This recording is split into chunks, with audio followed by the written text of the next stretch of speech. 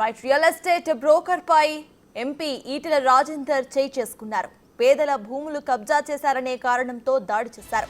మేడ్చల్ మల్కాజ్గిరి జిల్లా పోచారం ఏకశిలా నగర్లో ఎంపీ ఈటెల పర్యటించారు.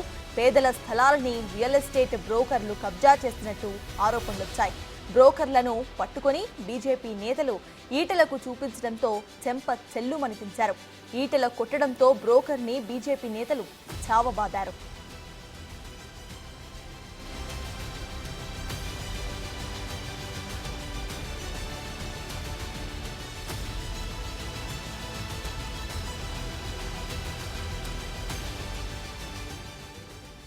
రియల్ ఎస్టేట్ బ్రోకర్ పై ఎంపీ ఈటెల రాజేందర్ చేయి చేసుకున్నారు. విజువల్ స్క్రీన్ మీద చూస్తున్నాం. పేదల భూములు కబ్జా చేశారనే కారణంతో దాడి చేశారు.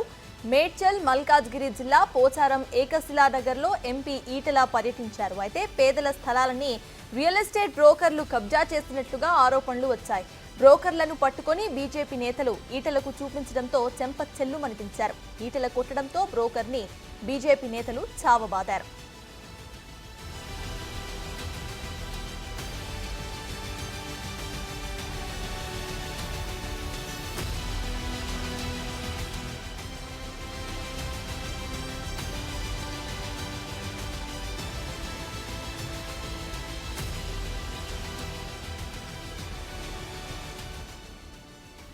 రియల్ ఎస్టేట్ బ్రోకర్ పై ఎంపీ ఈటెల రాజేందర్ చేయి చేసుకున్నారు. విజువల్స్ స్క్రీన్ మీద చూస్తున్నాం. పేదల భూములు కబ్జా చేశారనే కారణంతో దాడి చేశారు. మేడ్చల్ మల్కాజ్గిరి జిల్లా పోచారం ఏకశిలా నగర్లో ఎంపీ ఈటెల పర్యటించారు. పేదల స్థలాలని రియల్ ఎస్టేట్ బ్రోకర్లు కబ్జా చేసినట్లుగా ఆరోపణలొచ్చాయి. బ్రోకర్లను పట్టుకొని బీజేపీ నేతలు ఈటెలకు చూపించడంతో చెంప చెల్లుమనిపించారు. ఈటెల కొట్టడంతో బ్రోకర్ని బీజేపీ నేతలు చావబాదారు.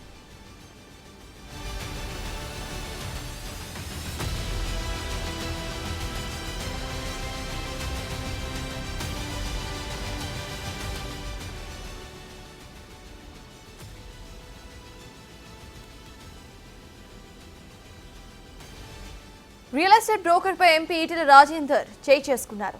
పేదల భూములు కబ్జా చేశారు అనే కారణంతో దాడి చేశారు ఆయన. మేడ్చల్ మల్కాజ్గిరి జిల్లా పోచారం ఏకశిలా నగర్లో ఎంపీ ఈటెల పర్యటించారు. పేదల స్థలాలని రియల్ ఎస్టేట్ బ్రోకర్లు కబ్జా చేసినట్లుగా ఆరోపణలున్నాయి. అయితే బ్రోకర్ను పట్టుకొని బీజేపీ నేతలు ఈటెలకు చూపించడంతో చెంప చెల్లుమనిపించారు ఆయన. ఈటెల కొట్టడంతో ఇటు బ్రోకర్ని బీజేపీ నేతలు కూడా చావబాదారు.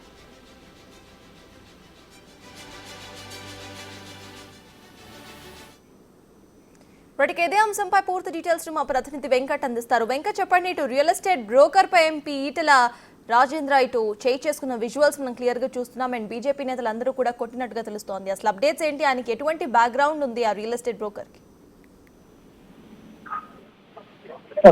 Malkajgiri BJP MP Etela Rajender real estate వ్యాపారుల మీద చేయి చేసుకోవడం చర్చనీయాంశంగా మారుతుంది.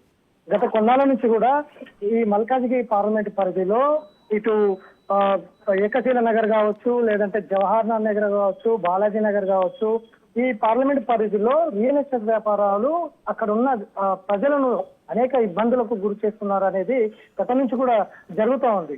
అట్లనే ఈ ఏదైతే ఈ హైదరాబాద్ కావచ్చు, ఇంకొకటి కావచ్చు, ఇవన్నీ వచ్చిన తర్వాత కూడా అక్కడ రియల్ ఎస్టేట్ ఎవరైతే బ్రోకర్లు ఉన్నారో వీళ్ళందరూ కూడా పేదలను ఇబ్బంది పడుతున్నారు అనేది కూడా గత నుంచి ఆయన ఆరోపణలు కావచ్చు, అటు వైపు నుంచి పోరాటాలు చేస్తూ వస్తున్నటువంటి నేపథ్యం కనిపిస్తుంది. ఇప్పుడు ఉన్న పరంగా అక్కడ పేద ప్రజలను, అక్కడ ఉన్నటువంటి ఎవరైతే గుడిసెలు వేసుకోవడమో లేకపోతే నిరుపేదలు ఉంటారో వారి మీద ఈ రియల్ ఎస్టేట్ బ్రోకర్లు ఇబ్బందులు పెడుతున్నారనే దాని మీద ఆయన దృష్టికి వెళ్ళడంతో ఏకశిలా నగర్ లో ఆయన పర్యటించారు. అక్కడ ఉన్నటువంటి ఎవరైతే రియల్ ఎస్టేట్ వ్యాపారాలు ఎవరైతే ఉన్నారో వాళ్ళ మీద ఒక్కసారిగా చేయి చేసుకోవడం, ఇటు స్థానిక ప్రజలు ఒకవైపు స్థానిక ప్రజలు హర్షం వ్యక్తం చేస్తున్నటువంటి నేపథ్యం కనిపిస్తుంది. కానీ మరొక వైపు ఏదైతే చేయి చేసుకోవడం పట్ల ఒక ఎంపీ స్థాయిలో ఉండి ఇట్లా చేయి చేసుకోవడం సరైనదేనా అంటూ కూడా మరొక వైపు విమర్శలు అయితే వస్తున్నటువంటి నేపథ్యం కనిపిస్తుంది. ఇట్లా నగర వ్యాప్తంగా కూడా రియల్ ఎస్టేట్ బ్రోకర్లు పెద్దగా పెరిగిపోయాయి. మొత్తం విచ్చలవిడిగా తయారైంది. మొత్తం రియల్ ఎస్టేట్ వ్యాపారమే ఎక్కువగా కొనసాగుతుంది రాష్ట్రంలో అనేది గత నుంచి కూడా ఆయన ఈటెల రాజేందర్ ఆరోపిస్తూ వస్తున్నటువంటి నేపథ్యం కనిపిస్తుంది. కానీ ఇవాళ ఉన్న పలంగా రియల్ ఎస్టేట్ వ్యాపారులపై చేయి చేసుకోవడం అటు స్థానిక ప్రజలు కూడా ఆయనకు మద్దతుగా ఒక్కసారిగా ఈటల రాజేందర్ ఆయన మీద చేయి చేసుకోవడంతో స్థానికంగా ఉన్న ప్రజలు కూడా ఇటు బీజేపీ వర్గాలతో పాటు స్థానిక ప్రజలు ఆ రియల్ ఎస్టేట్ వ్యాపారుల పైన దాడి చేయడం జరిగింది, అక్కడ నుంచి వెలగొట్టడం జరిగింది. ఇక ఇటు స్థానికంగా కొంత హర్షం వ్యక్తం చేస్తున్నప్పటికీ పెద్ద మిగతా అంశంలో మాత్రం ఇటు ఎంపీ స్థాయిలో ఉండి ఇట్లా వ్యాపారుల మీద దాడి చేయడం సరైనంటూ కూడా విమర్శలు వస్తున్నటువంటి నేపథ్యం కనిపిస్తుంది. అసలు ఏం జరిగింది అక్కడ, నిజంగా చేయి చేసుకోవాల్సిన అవసరం ఉందా లేదనేది అయితే కాస్త తెలియాల్సిన అవసరం ఉంది. మొత్తం మీద అయితే గతం నుంచి కూడా ఈటల రాజేందర్ ఈ రియల్ ఎస్టేట్ వ్యాపారులు మొత్తం కూడా రియల్ ఎస్టేట్ వ్యాపారంగా కొనసాగుతూ ఉంది. మొత్తం కూడా భూములన్నీ కూడా నిరుపేదలు అని లేకుండా కూడా భూములు లాక్కుంటున్నటువంటి నేపథ్యం ఉందంటూ కూడా చెప్తున్నటువంటి నిన్న కూడా బీజేపీ రాష్ట్ర కార్యాలయంలో కొన్ని భూములు లాక్కుంటున్నారు, కొన్ని భూములు రియల్ ఎస్టేట్ బ్రోకర్లు అందరూ కూడా కలిసి ఈ పేదల నుంచి లాక్కుంటున్నారు అనేది కూడా నిన్న బీజేపీ రాష్ట్ర కార్యాలయంలో ఆయన మీడియా సమావేశంలో కూడా చెప్పినటువంటి నేపథ్యం ఉంది. కానీ ఇవాళ ఏకంగా లొకేషన్ కి వెళ్ళి అక్కడ ఉన్న రియల్ ఎస్టేట్ వ్యాపారాల మీద చేయి చేసుకోవడం చర్చనీయాంశంగా మారింది. మొత్తం మీద అక్కడ ఏం జరిగింది అనేది అయితే కొంత తెలియాల్సి ఉంది సార్. అయితే వెంకట్, ఇక్కడ మెయిన్ రీజన్ పేదల భూములను ఆయన కబ్జా చేసినట్టుగా చెప్తున్నారు. అయితే అసలు ఆయన తరపు ఎవరైనా మాట్లాడుతున్నారా, దానికి సంబంధించి అప్డేట్స్ ఏంటి? అయితే ఇంత గొడవ జరుగుతుంటే పోలీసులు ఏం చేస్తున్నారు? అంటే గతం నుంచి కూడా మిగులు భూములు అనేటివి కొన్ని రాష్ట్రంలో ఉన్నాయి. కొన్ని గతంలో బీఆర్ఎస్ ప్రభుత్వంలో జరిగినటువంటి ఏదైతే ధరణి వేదికగా ఈ భూములంతా కూడా తారుమారైనటువంటి నేపథ్యం ఉంది. 10 ఏళ్ల బీఆర్ఎస్ స్థానంలో ఈ పాపాలన్నీ కూడా ఒక్కొక్కటి బయటికి వస్తున్నటువంటి నేపథ్యం ఇప్పుడు కనిపిస్తా ఉంది. గతంలో అంతా కూడా భయభ్రాంతులకు గురి చేసి ఎవరిని బయటికి రానివ్వకుండా ఎవరిని ప్రశ్నించకుండా చేసినటువంటి నేపథ్యం ఉంది. ఇప్పుడు ఉన్న పలంగా ప్రజాప్రభుత్వం వచ్చాయి కాబట్టి ఒక్కసారిగా బయటకు వస్తున్నటువంటి నేపథ్యం ఉంది. భూముల పంచాయతీలన్నీ ఒక్కసారిగా బయటకు వస్తున్నాయి.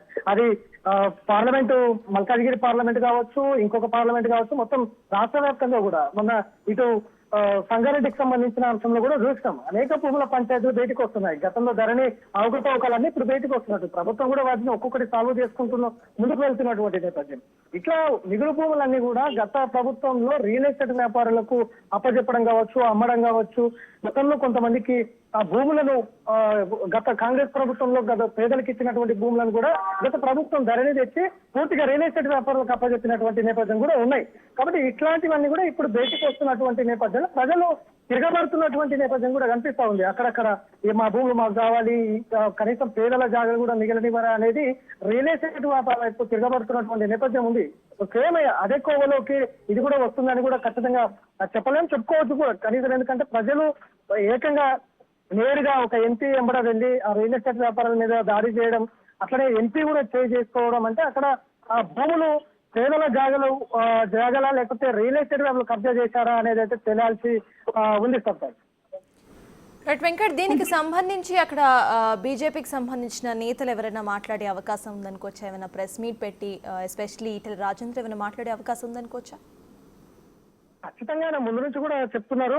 ఆయన అక్కడ కూడా మాట్లాడారు. దాదాపుగా రియల్ ఎస్టేట్ బ్రోకర్లు కొందరు మొత్తం కూడా ఇట్లాంటి భూములు లాక్కోవడం, భూములు కబ్జా చేయడం, మొత్తం కూడా ఈ బ్రోకర్ వ్యవస్థ నడుస్తూ ఉంది అనేది కూడా ఆయన ముందు నుంచి కూడా మాట్లాడుతున్నటువంటి నేపథ్యం కనిపిస్తా ఉంది. ఖచ్చితంగా పేదల వైపుకు నిలబడతాం, ఖచ్చితంగా ఎవరైతే భూములు లాక్కుంటారో మాత్రం భూములు లాక్కుంటే మాత్రం సహించేది లేదు.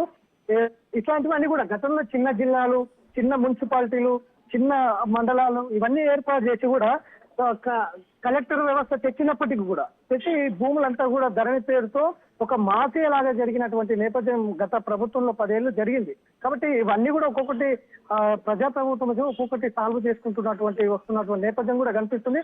అందులో భాగంగానే ఇవన్నీ కూడా బయటకు వస్తున్నటువంటి పరిస్థితులు ఉన్నాయి. అవి ఆ లోకల్లో ఉన్నటువంటి ఎంపీలు కావచ్చు, ఇంకా అవన్నీ కూడా రాజకీయంగా మరోవైపు వెళ్తున్నటువంటి నేపథ్యం కూడా ఉంది. కాబట్టి ఇట్లాంటి వారిని ఉపేక్షించేది లేదు. రియల్ ఎస్టేట్ వ్యాపారాలు ఎవరైనా సరే పేదల భూమిలోకి వస్తే ఉపేక్షించేది లేదు అనేది కూడా ఆయన స్టేట్మెంట్ ఇచ్చారు. గత కొన్నాళ్ళ నుంచి కూడా అదే జరుగుతూ ఉంది. కాబట్టి ఇదంతా కూడా ఈటల రాజేందర్ కావచ్చు, ఇంకొకరు కావచ్చు, ఈ పేదల వైపు ఉన్నటువంటి భూములను లేకుంటే సహించేది లేదు. ప్రజాప్రభుత్వం చెప్తుంది కాబట్టి ఇటువైపు కొంచెం ఆలోచన చేయాలని కూడా రిక్వెస్ట్ చేస్తున్నటువంటి నేపథ్యం కనిపిస్తా ఉంది. కాబట్టి అక్కడ ఉన్న పలంగా ఆ రియల్ ఎస్టేట్ వ్యాపారులు అక్కడ ఆ స్థలాన్ని కబ్జా చేసుకొని ఆ పేద ప్రజలను అక్కడ నుంచి బయటికి వెళ్ళగొట్టడం కానీ ఇవన్నీ జరిగినటువంటి నేపథ్యంలో ఉన్నపలంగా ఆయన ఒక రియల్ ఎస్టేట్ వ్యాపారుల మీద చేయి చేసుకోవడం ఇప్పుడు అక్కడ ఒక్కసారిగా అదంతా కూడా ఆ ప్రాంతం అంతా కూడా ఉన్నటువంటి పరిస్థితి. మొత్తం కూడా పోలీసులు కూడా చేరుకున్నట్టుగా తెలుస్తా ఉంది. అక్కడ ఏం జరుగుతుంది, ఆ భూములు ఎవరివి, ఇవన్నీ కూడా వెళ్ళాల్సిన అవసరం ఉంది.